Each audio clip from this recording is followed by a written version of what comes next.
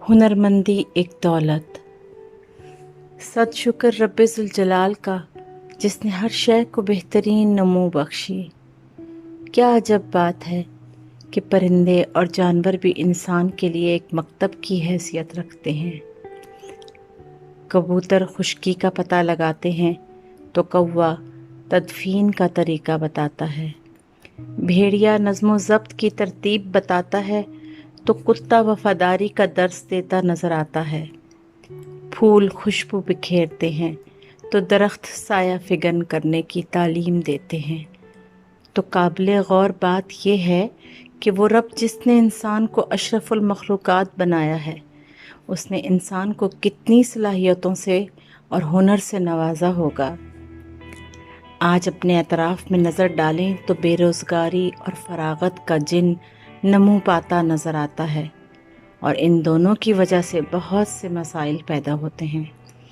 हालांकि अगर आज के नौजवानों को अपनी सलाहियतों के मुताबिक परखा जाए, उनकी हौसला अफजाई की जाए और उनको बेहतरीन मौक़े फ़राहम किए जाएं, तो बिलाशुबा ये नौजवान मुल्क का बेहतरीन सरमाया होंगे। यही नौजवान हुनरमंद अफराद की हैसियत से मुल्क की तामीर और तरक्की में अहम किरदार अदा करेंगे।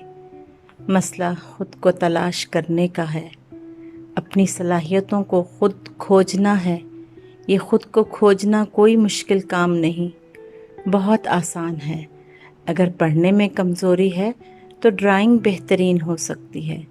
ड्राइंग नहीं तो बिजली या लकड़ी का काम आसान होगा।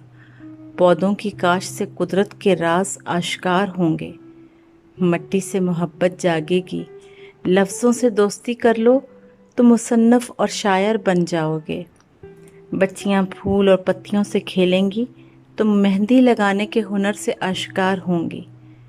कपड़ों पर तबा आजमाई होगी तो कढ़ाई सिलाई का हुनर आएगा।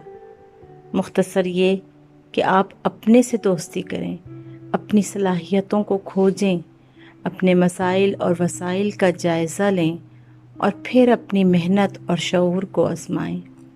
याद रखें, अल्लाह सुब्हान ताला अपने बंदों पर बड़ा मेहरबान है। तो आएँ हम भी अपने आप पर मेहरबानी की नज़र डालें। अपने फ़ारग वक्त में ख़ुद को हुनरमंद बनाने में इस्तेमाल करें, इस यकीन के साथ नहीं कुछ भी नामुमकिन अगर हिम्मत करें पैदा।